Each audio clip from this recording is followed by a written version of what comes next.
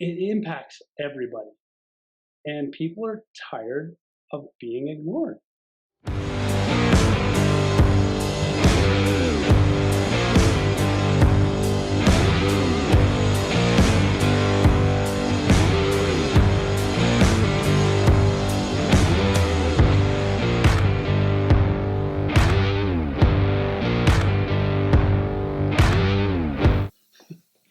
Hi everyone, it's Coffee Talk with Nadine Mulwood. Today I have my guests, Kelly Laurence and Paul Mitchell. Say hi, guys. Hello. Hey Nadine, thanks for having us. So we've got a series of steps that we said we're going to take with the Wild Rose Independence Plan, which is not unlike the Fair Deal panel, except we actually want to see them implemented sooner than later. Mm-hmm. One of them is the Canada Pension Plan. And the other one is private health, because I think the UCP voted 56% in favor last week for privatizing more health. And I like reading through some of the comments that people post when these types of things come out. One lady specifically stated that, I can't believe that we're going to do private health care and this and that and everything else. And all I kept thinking as I was reading this, and I actually retweeted it and reposted her comment with, I thought you were in favor of better health care. I thought you were in favor of shorter wait lists. I thought this is what Albertans wanted. And yet everybody is so quick to make a judgment that privatizing healthcare, more of it, that doesn't mean we're getting rid of the public system. We're just going to add additional services. And I don't understand where people come from sometimes.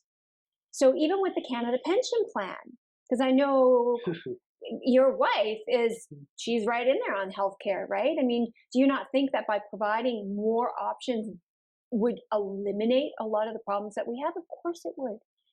And then with the Canada Pension Plan, again, when he starts messing with my Canada Pension Plan, and I kept laughing to myself as I was reading her comments, and it wasn't her fault, because no one's actually gotten any education on economics or finance in the last 25 years in this country.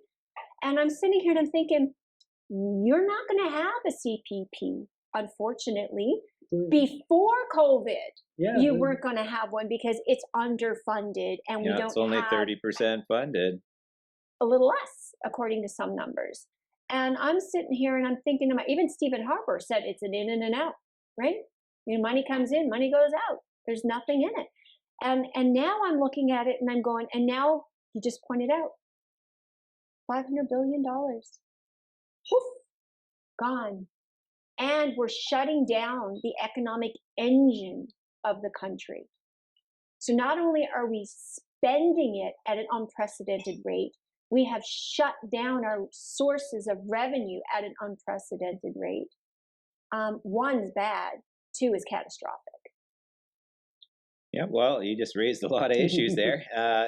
So when it comes to healthcare, leftists always try and create this false dichotomy that you either have to have a fully public system, or you end up with the United States system. But they don't realize that every European country has a mixed system where there's both public and private, and most of those countries have way shorter wait times, higher levels of service than we do, even though we spend more money on it. So it's not just a question of money, but it's providing the healthcare that Canadians deserve and need. And when it comes to Alberta Pension Plan, well, it's sort of the same thing. We're a young province. We could the youngest, by the way, in Canada. The youngest. We have good income earning potential, so we can not only lower premiums but increase benefits. We can have a much more securely funded pension plan if we bring it back to Alberta Pension Plan rather than CPP. Seniors will get a better product, superior protection that would be more durable.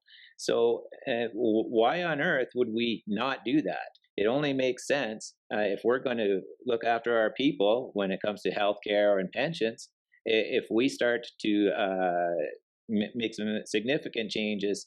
And you shouldn't be afraid of change if it's a positive change. I think a big part of it is misinformation, right? And people just don't know.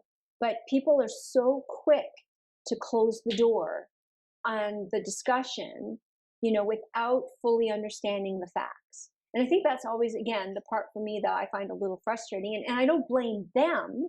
I really do blame the system, because who's ever taught anybody today anything about finance or educated them anything about economics?